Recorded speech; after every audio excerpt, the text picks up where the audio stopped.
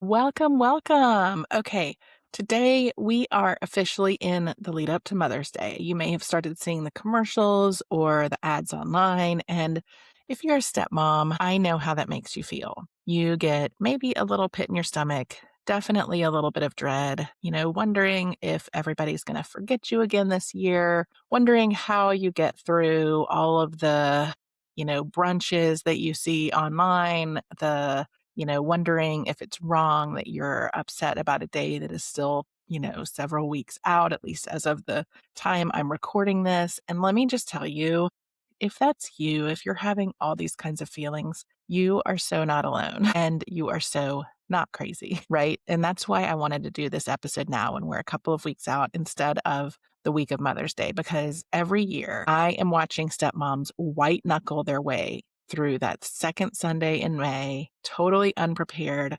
hoping for the best, and then feeling gutted at the end of the day. And I don't want that for you, not this year. So today we are going to unpack why Mother's Day hits stepmoms so hard. And it is not because you're too sensitive or you're too needy or you're doing it wrong or any of that stuff. We're going to talk about some of the lies you've been told about that day. And I'm going to walk you through a real plan. And I've also got something really special that I'm going to tell you about because you do not have to do this alone. Okay. So let's get into this. All right. I want to say this right out of the gate. If Mother's Day is feeling like a punch in the gut, like what we've talked about, it's not in your head. There are actually real reasons for that.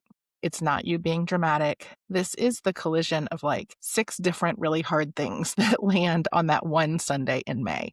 So I want to break down what those things are, okay? Insider, outsider on steroids. So if you don't know what I'm talking about, I'm going to tell you. If you've been listening to me for a while, you have heard me talk about the research on the insider-outsider dynamics in stepfamilies. The basic idea is this. In a blended family, the biological parent and the biological kids are the insiders. They have the shared history, the inside jokes, the photo albums, the ease of just knowing each other. And the stepmom or the stepdad, the stepparent, no matter how loving or how involved they are, how much they do, they are structurally the outsider. It's not their fault. That is the architecture of a stepfamily. Now, on a regular Tuesday, you may not feel it that much. You have your routines, your role, your little family rhythms.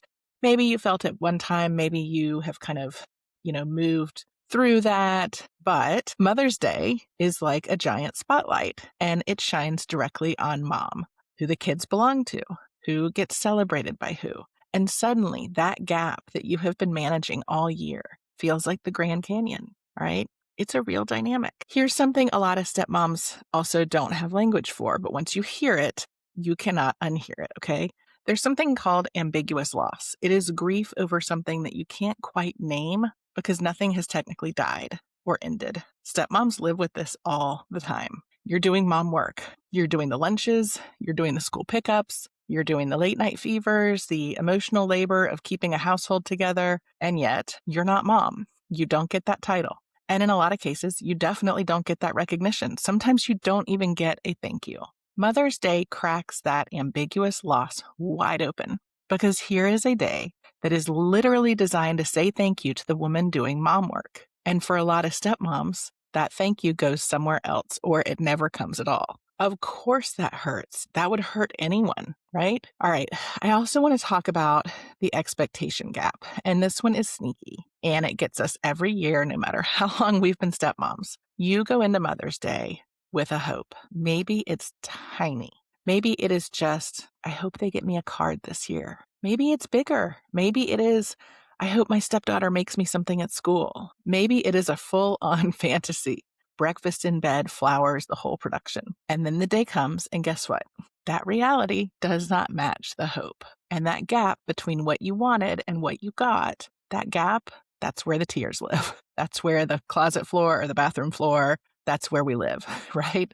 That gap is also where resentment builds. And the challenge with Mother's Day is you never know what way it's going to go. For me, I've had years where the kids have made me breakfast and gotten me cards and gifts. I've had years where I have not been acknowledged at all. It's hard. You don't know what it's going to look like, right? So let's also talk about the comparison trap because this one is brutal. Nothing says, let me rub it in, like scrolling Instagram on Mother's Day. Every mom posting about her flowers and how thankful she is for her kids. Every kid proudly presenting a homemade card. Every husband posting a gushing tribute to his wife. Every brunch table covered in roses. I get it. Social media is the highlight reel. But you're sitting there with your coffee and you may be a little hurt or maybe a lot hurt. You're watching the whole world celebrate something that is not being celebrated in your house. It's hard. And I get it. Social media is the highlight reel. We know this, right?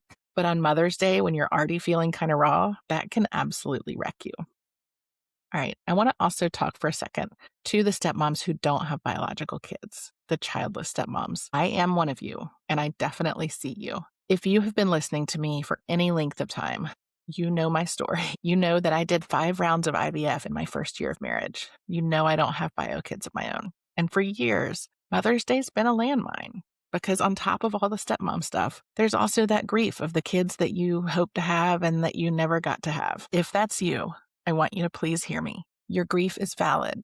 I've been there and I've felt it. It is valid. And you are allowed to have big feelings on this particular day that the world tells you is not for you. Because, spoiler alert, it is for you. And we're getting there, okay? I want to also talk about, and we're kind of speeding through this because there's so much to get through for Mother's Day. I want to also talk about the unpaid labor around Mother's Day. Because here is the irony that I don't think gets talked about enough. A lot of us stepmoms are doing the Mother's Day labor for everybody else. You're buying the cards for your mom. You're reminding your partner about their mom, most likely. You might even be helping the kids make something for their mom. You may be coordinating the brunch, making the reservations, wrapping the gifts, and then on the actual day, when you get nothing, or when you get a half-hearted Mother's Day, Happy Mother's Day that, your partner forced the kids to say, how does that feel? I think it can feel worse than getting nothing. And if that describes you, I want you to take a breath right now because I want you to hear me clearly. What you're feeling is normal. It makes sense that this day hurts. You're not broken. You're not ungrateful. You are a human being who is giving a lot and maybe not receiving back much on a particular day that's designed for receiving. All right. All right, that's the validation. Now I want to get into a few truths. Okay, so this is the part I want you to take off your nice girl hat for a minute because there are some narratives that are floating around out there about what Mother's Day should look like for stepmoms. And most of them are absolute garbage. So I want to take them down one by one. Okay, the first one is if you were a good enough stepmom, they'd acknowledge you. All right, girl, no. The amount of acknowledgement you get on Mother's Day is not a report card on your stepmothering. And you may know this logically, but there may be still a little part of you that is like, well, if I just did more for them, they would see me as a parent and recognize me. No. Mother's Day, dear friend, is not a measurement of how loving you are, how much you do, or how deeply you have shown up for these kids, because I know you have. Here's the thing. Kids are kids. They take their cues from the adults around them. If their bio mom has made it clear, either out loud or subtly, that acknowledging you on Mother's Day is off limits, guess what? They're going to navigate that the same way kids navigate loyalty binds, which usually means taking the side of the parent that they're afraid of upsetting. If their other parent, your partner, hasn't coached them on what to do, if your partner hasn't said, hey, let's make something for your stepmom today, they just may not think of it, right? Kids are not great at spontaneous gift giving. They're not. Ask any mom whose partner didn't remind the kids about Mother's Day, right? The point is, whether your stepkids acknowledge you or not on Mother's Day, there are about 100 variables that have nothing to do with whether you're a good stepmom, right? All right, the second lie that we're told, you shouldn't expect anything because you're not their real mom. Well, friends, if you've been in my social media at all recently, you've probably seen a lot of these comments about you're not the real mom, you shouldn't expect anything. And I'm just telling you, I'm not having it. This is the lie that keeps stepmoms small. It is the one that tells you that because you didn't birth these kids, you don't get to have feelings, you don't get to have needs, and you don't get to be celebrated. Come on. Let's talk about the truth. You are a woman doing hard, often thankless, often invisible jobs. You deserve to feel seen on a day that celebrates all that work that you're doing. Full stop. Period. End of story. Now, this part's important, right? Deserving to be seen does not mean that you are entitled to a specific outcome from the kids. I'm going to get to that. But you are allowed to want to feel appreciated, and you are absolutely allowed to ask for it. And anyone who tells you otherwise is working from an old, outdated playbook that has never served stepmoms. You're not the evil stepmom. You are a woman doing her best. All right. The third big lie. If your partner really loved you, they would just know what to do. And this is a spicy one. And I say it with love because I have fallen into this trap myself. Mind reading is not a love language. Never has been, never will be, as much as we wish it were, right? Your partner's not psychic. Your partner grew up in their own family of origin with their own model of what Mother's Day should look like. They may be absolutely clueless about what you need, not because they don't love you, but because nobody ever told them. If you sit there silently, waiting for your partner to magically produce the perfect Mother's Day experience, and then you spiral when they don't, that is not your partner failing you. That is a communication problem, and it has a solution. And we're going to talk about that in a minute. All right, lie number 4. Wanting something for yourself is selfish. That's a big one. We feel selfish a lot as stepmoms. This one underpins a lot of the others. Somewhere along the way, a lot of us picked up this idea that having needs, especially as stepmoms, but also just as women, I think that we feel this a lot, that having needs is selfish, that we are supposed to be endlessly giving, endlessly understanding and accommodating women who never ask for anything. Yeah, having needs is not selfish. It's human. Asking for what you want is not selfish. It's mature. And planning a day that fills your cup, also not selfish. And I will tell you, the stepmoms who are thriving long term, they are the ones who have figured out that their self-worth is not contingent on what they ask for. All right. We have talked about a lot of the problems, a lot of the frustrations, a lot of the challenges around Mother's Day, and there are a lot. So what do we actually do with all of this? Okay. Let's talk about a plan. Let's talk about a plan for Mother's Day. I'm going to give you 4 steps. They are simple and they are doable. All right. Step number 1, get honest with yourself. Get honest with yourself before you do anything else, before you talk to anyone else. Grab a journal, grab your notes app, grab a napkin, I don't care. But sit down and answer a few questions honestly, okay? What do you actually want Mother's Day to look like this year? Not what you should want, not what would be easy, and not what would be nice. What do you actually want? Maybe what you really want is a quiet morning with coffee and no obligations. Maybe you want your partner to acknowledge you. Maybe you want brunch somewhere that you love. Maybe it is a day completely off. Maybe it's a card that says something specific. Get clear on this because you cannot ask for what you want if you don't really know what you want. Does that make sense? Right? And you can't be disappointed into clarity. It doesn't work like that. You're not going to get clear on what you want by being disappointed. I want you to also separate out, we've used the word should a few times. I want you to separate out what it is you want and what you think you should want. Those are not the same thing, right? If you realize you don't actually care about brunch, but you do deeply care about having your partner say out loud that they see what you do, write that down because that's the data. That's what you actually want. Put some thought into it, right? All right, step number 2. This is a huge one, and it's one that I see a lot of stepmoms. It's a mistake that I see a lot of stepmoms make. Have the conversation with your partner and have it now, not the day before Mother's Day. This is where we stop hoping and we start talking. All right. Your partner needs information. They need you to be clear and specific, and they need information that doesn't come with resentment. The best time to give that to them is right now, a couple weeks out when there's no pressure and no stakes. I mean, it doesn't have to be like a huge emotional conversation. It could just be, hey, hun, I want to talk about Mother's Day before it's on top of us. It's complicated. I always have feelings about it. I want to get ahead of it this year. I don't want to just wing it. Can we carve out a few minutes to chat? Easy, right? But notice what I did there. I named it. I talked about that it's complicated. I took responsibility for bringing it up, and I gave a concrete ask. Can we sit down and talk about this? No blame, no accusation, no emotional dump, right? When you have the conversation, be specific, okay? Don't just say, I want to feel special. That means nothing, right? And that gives no guidance for like how you feel special because, if you know anything about love languages, feeling special can look like different things to different people. I'm a gifts person. My husband is more acts of service. So like for him, feeling special would be like he would go and take care of the bees in the morning and do all the yard stuff. And I would be like, well, where's my gift? Right. All right. So say something more than just that. That means nothing. Say something like, what I'd really love is for us to have brunch, just the two of us. And I'd really love a card that, talks about, acknowledges the stepmom stuff. If you want the kids involved in some way, like you want them to say Happy Mother's Day to you or make a little something, tell your partner. Your partner can coach them. That is your partner's job, not yours. You do not have to beg a 10-year-old to acknowledge you, and you don't have to scold a 10-year-old for not acknowledging you. Hard pass on all of that. Now, what if your partner gets defensive? What if they hit you with some sort of like, but you're not their mom energy? And I hope that doesn't happen. I really do. But it can. So here's what you say. Yeah, I know. I hear you. I'm not asking to replace their mom. I'm asking for our relationship and our family to find a way to acknowledge the work that I do. Those two things can coexist. Calm, clear, rooted. You're not picking a fight.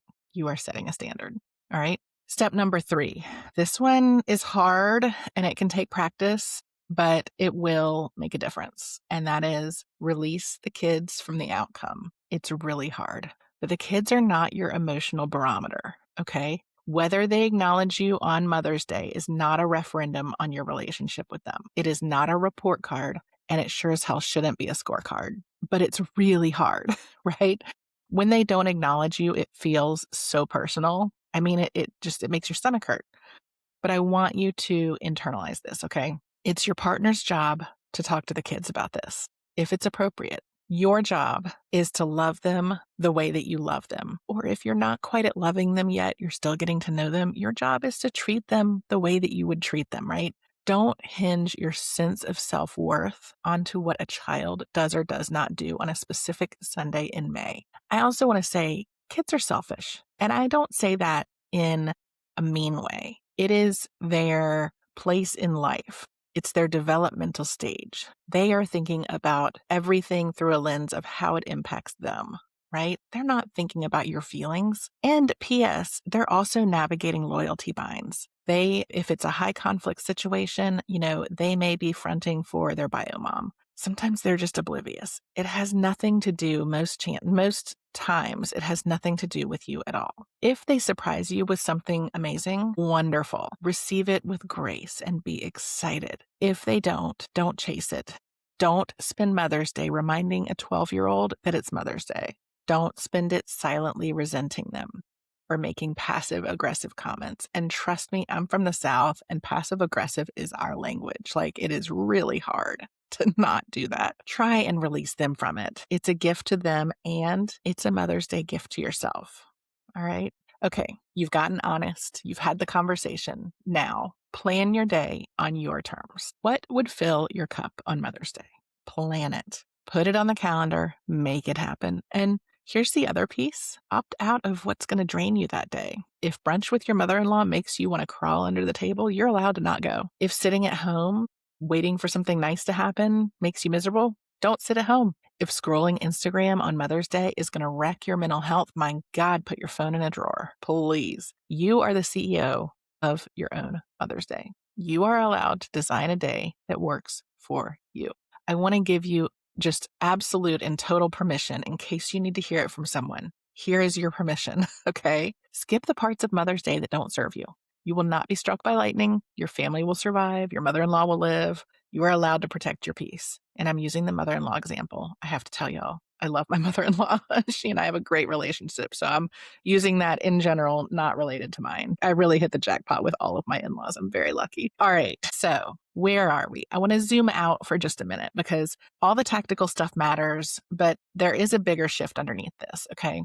Your value as a stepmom is not measured in Hallmark cards and bouquets on a Sunday in May. We know this, but I kind of want you to maybe say it out loud. Say it out loud. My value is not measured in Hallmark cards and flowers. Let that sink in a little bit because the work you're doing in your family is real and the love you're giving is so real. Impact you're having on your stepkids, whether they can articulate it or not, whether they even notice it or not, it is having an impact on them. And that is real. None of that needs external validation by one stupid day on the calendar, right? When you build that internal sense, Mother's Day stops being a referendum and it's just a day. It's a day you can shape, a day you can claim, and a day where if nice things happen, that's amazing. And if they don't, you're still you, you're still whole, it doesn't matter. That's the work. That's the shift to stop waiting for other people to tell you who you are and decide for yourself. And that is one of the things that I love most about working with stepmoms. Because when I watch a stepmom go from I am bracing for impact on Mother's Day to I have a plan, I've communicated my needs, I know what I'm worth, there's nothing like seeing that transition. All right, so here's what I want you to take from this episode. Mother's Day is hard. It's really hard. It's hard because of things that have to do with the step family structure. These are valid, real, research backed reasons. You are not being too sensitive. You're not too needy. You are navigating something that is genuinely complicated, and you deserve the tools, not platitudes, right? You have a little bit of time for Mother's Day. Get honest with yourself. Talk to your partner, release the kids from the outcome, plan your day. All right. The excellent news about this, and I told you earlier in the episode that I had a little something for you, is that you don't have to do any of this alone. Okay. On Wednesday, May 6th at 7 p.m. Eastern, I am co hosting something called the Stepmom Soiree. And girl, it is going to be so much fun, and it is totally free. It is a free virtual party. I'm teaming up with my friend Jessica Frew, who, if you attend my Stepmom Summit every year, you've seen her speak, you've heard her on the podcast. She just launched a gorgeous new company called Lemon into Lemonade Gifts, which guess what? Creates thoughtful gifts specifically for blended families. And yes, that is now a thing that exists, and it is about damn time. So here's what to expect from the Stepmom Soiree. We have no agenda. We are not going to do slides. We're not going to do PowerPoints. We are going to have a party. We are doing prizes, and I mean like really good prizes, okay? We're doing breakout rooms so that you can connect with other stepmoms. We are not just going to stare at a giant grid of faces. We're going to laugh. We're going to celebrate each other. We are going to remind each other that we are not alone in this, especially headed into Mother's Day week, okay? Think of the soiree as your antidote to the Mother's Day spiral. Instead of white knuckling your way to the second Sunday in May, you get to come party with your people. You get to walk into Mother's Day weekend feeling seen, being supported, and being reminded that there are a whole lot of other women out there that get it. And it's free. This is my Mother's Day gift to you. Mine and Jessica's gift to you. Head to the show notes for the registration link. I will also pop it in my Instagram. You'll see me talking about it at Step Family Solutions. Grab your spot. Bring a stepmom friend. Come as you are. Bring a glass of wine, a glass of water, coffee, whatever you want. Come and celebrate with us. It is Wednesday, May 6th at 7 p.m. Eastern, the Stepmom Soiree, and I cannot wait to see you there. Before you go, if this episode hit home for you, would you do me a quick favor? Take a screenshot right now while you're thinking about it and share it to your Instagram stories. Tag me at Step Family Solutions. If you're not watching this on YouTube, if you're listening to it, head over and leave me a review. I would really appreciate it. It helps me find other stepmoms. And the truth is, there's probably a stepmom in your circle, probably more than one, who is silently dreading Mother's Day. If you share this, it might be the thing that gets this into her ears to help her. Reviews are how new stepmoms find this show. Every review helps another stepmom realize that she's not alone. So thank you for being here. Thank you for doing the brave, beautiful, thankless work of stepmothering. And I will see you at the soiree on May 6th. You have got this, friend, and you are not alone.